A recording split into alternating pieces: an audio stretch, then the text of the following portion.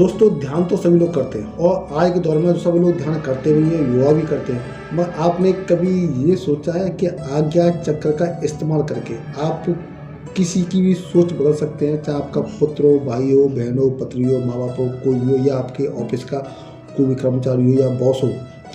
बस आपको जनहित के लिए काम करना चाहिए। आप जब रेगुलर कोई प्रक्रिया करते हैं, उसका अभ्यास करते हैं, तो आपको सोचना चाहिए कि इसको सही काम करने के लिए यूज़ किया जाए, गलत काम करने के लिए नहीं किया जाए। हाँ, उसका रिजल्ट मिलता है मगर ज़्यादा देर तक नहीं टिकता, फिर आपको उसका परिणाम भोगने के लिए तैयार भी होना चाहिए।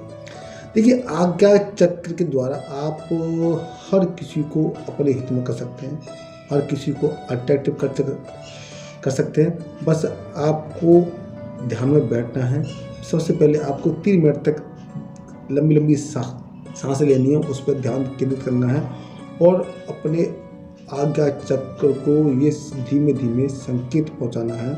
उससे विनती करनी है, हे प्रभु, मैं उस आदमी तक ये संदेश पहुंचा रहा हूँ, आप मेरी मदद करें उसके पास संदेश भेजने के लिए।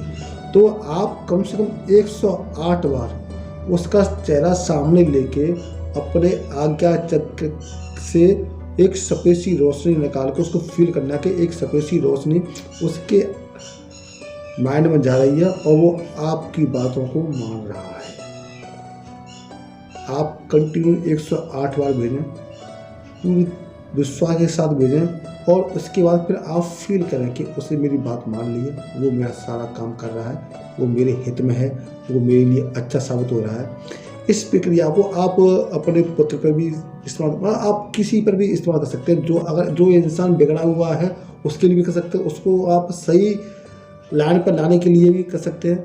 क्योंकि बस देखो, कोई भी चीज़ हो, जब आप डॉक्टर के पास जाते हैं एक विश्वास से जाते हैं कि हम इसके पास जाएंगे, ये मेडिसिन लिखेगा और हम इसकी दवा से ठीक हो जाएंगे। अगर आप खाना खाते हो, खाना आप इसलिए खाते हो कि मैं खाना खाऊंगा, मेरे शरीर के अंदर एनर्जी आएगी और मैं जीवित रहूँगा, जीने के लिए खाते हैं। तो उसी प्रकार कोई भी प्रक्रिया करते हैं, जब आप कोई भी अभ्यास करते हैं तो उस पर विश्वास होना जरूरी है कि ये चीज़ होनी है। क्योंकि किसी ने भी कोई भी जानकारी दी है वो कभी गलत नहीं हो सकती। गलत होता है तो आपका खुद का आत्मविश्वास और उस चीज़ पे विश्वास ना करना, ये चीज़ होती है। तो उस पर बिलीव करना सीखें और इस प्रक्रिया को करना सीखें। देखिए, एक दिन में कुछ नहीं होगा, 21 दिन तक आपको ये प्रक्रिया करनी होगी। अगर 21 दिन में भी आपके कुछ रिजल्ट मिलने हैं तो भी आपको कम से कम 41 दिन या 51 दिन या 61 दिन या 71 डेज आप कंटिन्यू करते जाएं।